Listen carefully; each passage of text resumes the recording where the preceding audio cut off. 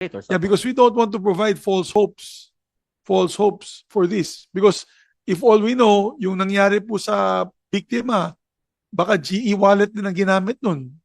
Maybe we can ask Sir Antonio. Sir Antonio, yung binayad ba nila? Anong binayad nila? GCash? Paymaya? GCash po. Ayun, GCash. So let's make sure we don't provide false hope. Be clear with your instruction of the BSP. Because what ultimately we want is de-link.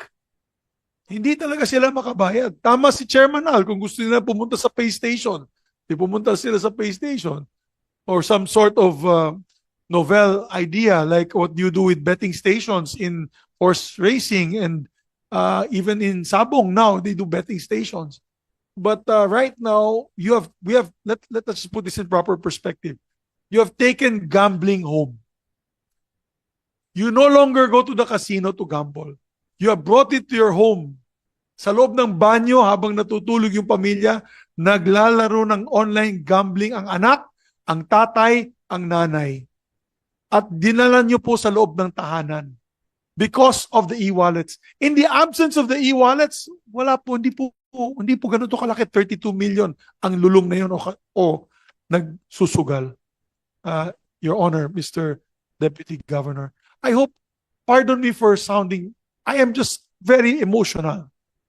Because people in my district, all the way in Bukidnon, are gambling addicts because of these Sanamagan online gambling operators. How dare they go to these places and enter the homes of these families, and they're killing people and making them into criminals, even police officers. Nandito si General.